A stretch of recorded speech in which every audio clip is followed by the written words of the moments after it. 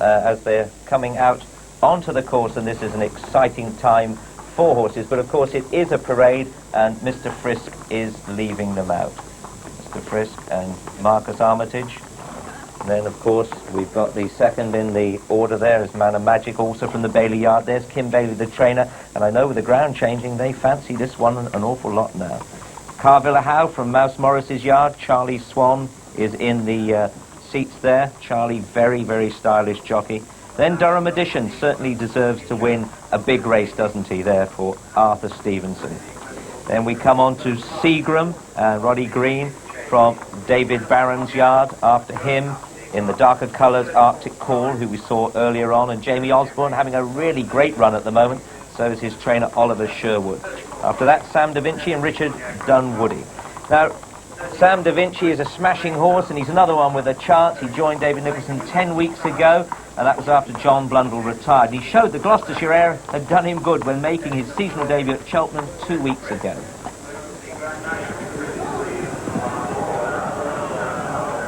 Rounding the home turn now. One fence left to jump. Coming to the last in the Allied Dunbar, and Richard Dunwoody looking for his third triumph of the afternoon. Also for David Nicholson. Sam Da Vinci looking as though he's just got to jump it. He's been jumping well. He jumps it perfectly. Seagram jumps it second. Golden Friend jumps it third. And racing up towards the line, here's Richard Dunwoody on his 37th winner of the season, as Sam Da Vinci wins the Allied Dunbar Handicap Chase and gets the rousing plaudits of the crowds. And Sam Da Vinci looking very much on his toes for the big battle here, and he's won with a live chance. The parade for the 34th running of the Hennessy Cognac Gold Cup, worth a record £36,900. The parade headed by the Grand National winner, Mr. Frisk, bidding to become the only horse ever to win the Grand National and the Hennessy. Following him, his stable companion, Man of Magic, the horse favoured by the overnight rain. He's won 10 of his last 16 races. Behind him, the Irish challenger, Carvilla Howe, the youngest runner in the race. He's only 6 and bidding to become the first Irish-trained winner for 10 years. Durham Edition, second in the 1988 and the 1990 Grand Nationals. Runner-up to Mr. Frisk in the Whitbread, and third in this race 3 years ago. He's 12 now. Behind him, Seagram, the New Zealand bred. Second, as we just saw, to Sam Da Vinci at Cheltenham 3 weeks ago. His trainers won it with Broadheath and Play School. The anti-post favourite, Blinkered, Arctic Call, ridden by Jamie Osborne, a front runner, one of last season's top novice chasers. Sam Da Vinci, runner-up to Brown Windsor in last year's Whitbread, 5th this year, and a winner at Cheltenham 3 weeks ago. That was his first win for almost 2 seasons. Richard Dunwoody is his rider. Northern Challenger Handy Trick, ridden by Graham Bradley. He won it in 1982 with Brigorn. The American Challenger, Von Chardek, Patrick Worrell putting up 11-pound overweight, but he's won both his races in England. Can he follow in the footsteps of J. Trump and Ben Nevis to Aintree? Number 10, Ace of Spies, his first run for 12 months, but he's expected to run really well. He's ridden by Martin Lynch. 11, New Halen, a non-runner a non-winner till last season. Then he won 5, including at Cheltenham, and he was third in the Mackerson. 12, Master Bob, won the Kim Mere at Cheltenham this year. Hugh Davis putting up 3-pound overweight at 10 stone 3. And the bottom weight, 13, Wigtown Bay. He's the mount of Peter Niven. He was 4th in the Mackerson, and he won 4 of his 6 races over 2.5 miles last season.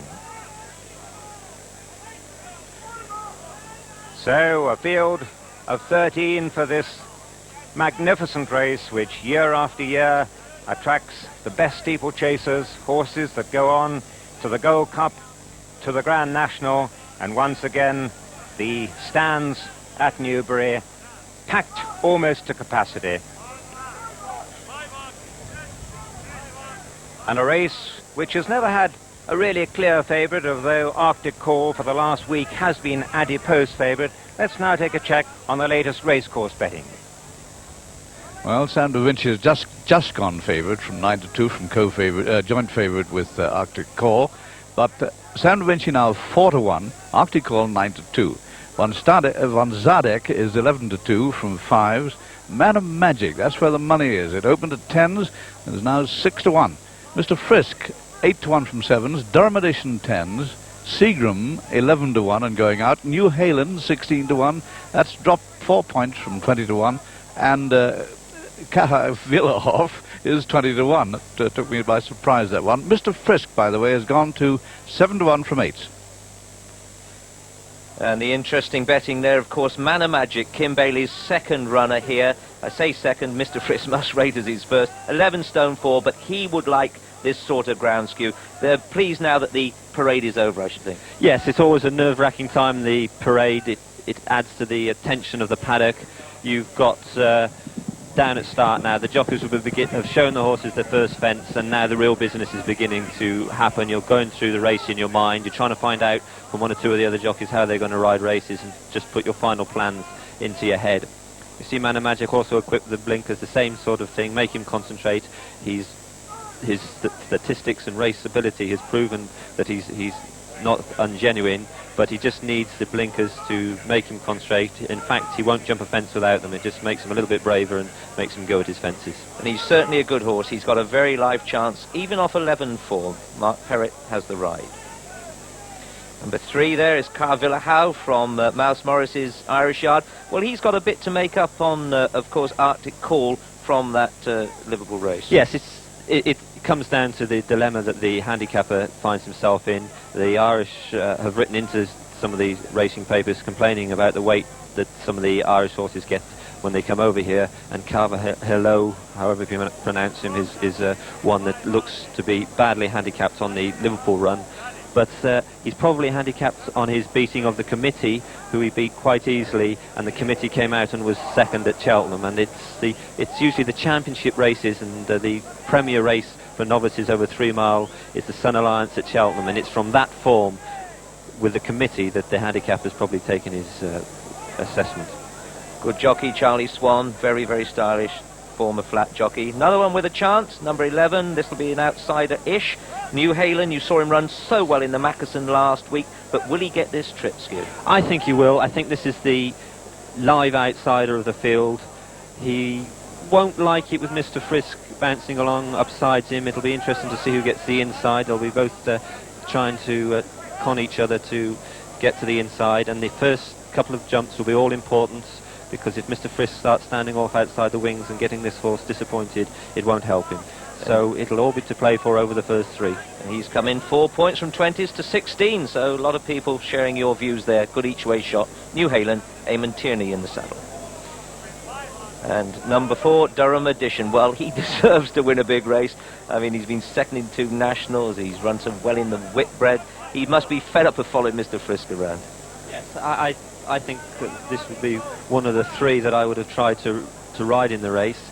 He didn't run so well at Weatherby behind Celtic Shot, but I had a chat to his jockey afterwards, Mr. Keith Johnson, and he was very pleased with the way he ran, and he must have a live chance. He's been just given a little bit of a chance with Mr. Frisk now at the weight, and it would be he'd get a great reception if he did win.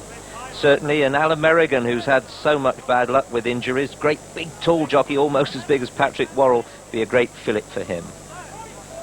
Number 5 is Seagram, not a very big horse there in the middle, and this one who's only had 2 runs and looks slightly in need of them both times. Yes, Mr. Barron's, as he's proven, knows how to get a horse ready to win this race. It would be interesting to see if the £5 penalty defeated Sam Da Vinci, and this horse has escaped with a penalty, and as I say, Mr. Barron's knows what he's doing, and this horse is running without a penalty, which might help him.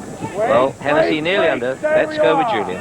They've got 21 fences to jump in this great race, and the starter urging them to hold back, stay where they are. For the Hennessy, just a little bit round the bend, and the flag goes up, the tapes go up, and they're on their way for the 34th running of the Hennessy Cognac Gold Cup, and straight away it's the Grand National and Whitbread winner, Mr. Frisk, who storms into the lead and jumps the first clear, but already moving up to join him as predicted, Arctic Call. Mr. Frisk and Arctic Call in 3rd place is Master Bob. Fourth is Ace of Spies.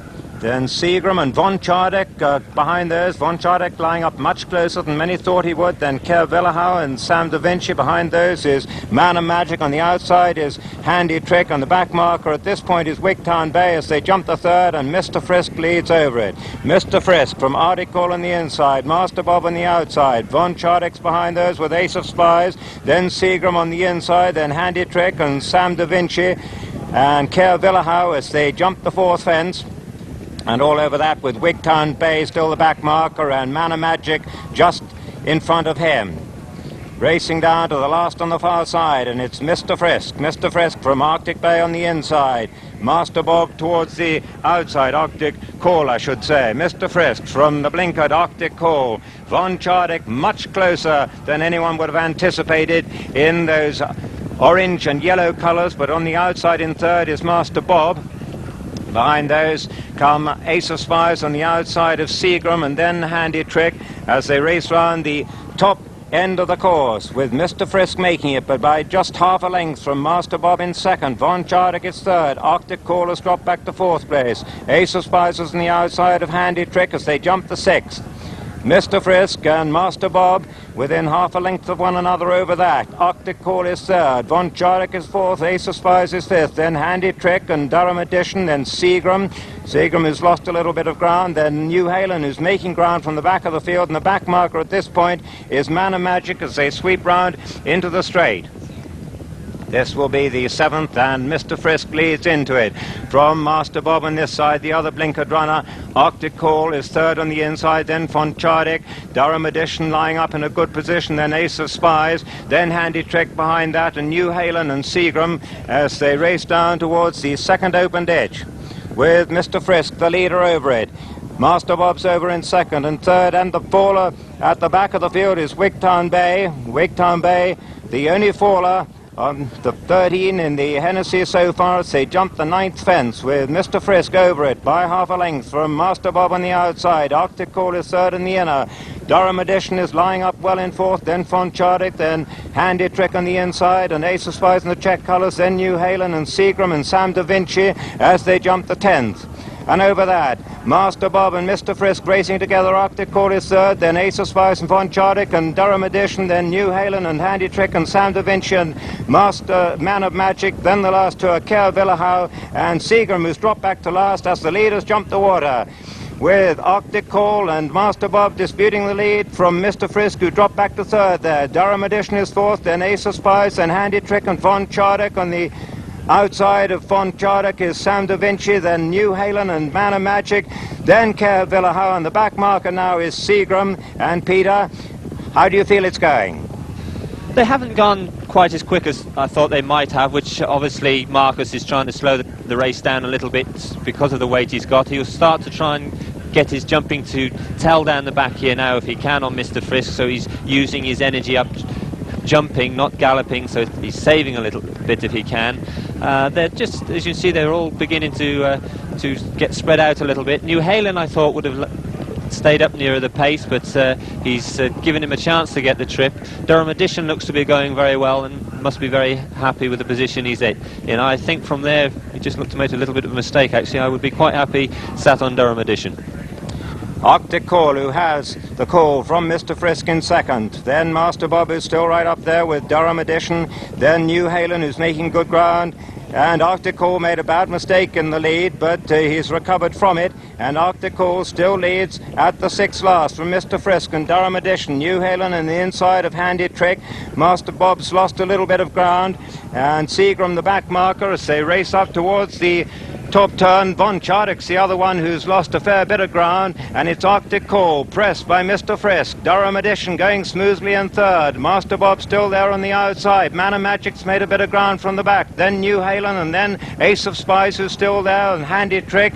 But Von Chardek has lost his place as they sweep round the top turn and face up to the fifth last, the cross fence. Arctic Call by a length from Master Bob, who goes back into second. Mr. Frisk is third. Man of Magic going smoothly into fourth place in front of Durham Edition as they jump that. Then Ace of Spies in sixth. Then New Halen and Handy Trick and Sam Da Vinci, who's under pressure. And Von Chardek has dropped back to last of those still on their feet, as Arctic Call leads the field into the straight of the Hennessy Cognac Gold Cup for the last time. Arctic Call with a lead of 2 or 3 lengths from Master Bob in second. Man of Magic getting closer all the time. New Halen's battling his way back into contention as they jump the first in the straight. And a mistake there by Arctic Call, but he's got away with it. In second now is Man of Magic. Running on in third is Master Bob. New Halen's running on from the back, and Ace of Spies is still there as they jump the last ditch, the third last. And Arctic Call's over it clear. Man of Magic's looking tired now. Master Bob's running on in second place. New Halen runs on into third. Ace of Spies is still there as they jump the third last in the Hennessy. And over that, it was Arctic Call. Arctic Call still with a call from Master Bob running on. New Halen moves into third, then Man of Magic and San Da Vinci as they run down to the last in the Hennessy. And over it, Arctic Call pressed by Master Bob. Master Bob coming with a terrific run on the stand side, but it's Arctic Call holding on. Arctic Call with 100 yards to go in the Hennessy. Arctic Call goes away to win the Hennessy Cognac Gold Cup. Arctic Call is the winner. Master Bob is second. Kev Villahar ran on to be third. Then Sam Da Vinci and New Halen and Man of Magic and Ace of Spies and Von Chardek, who ran on. A disappointing Von Chardek, with the field going back to a tired Durham edition, who was last. So the result of the 34th running of the Hennessy Cognac Gold Cup. A win for number 6, Arctic Call, owned by Mr. B.T. Stewart Brown, trained by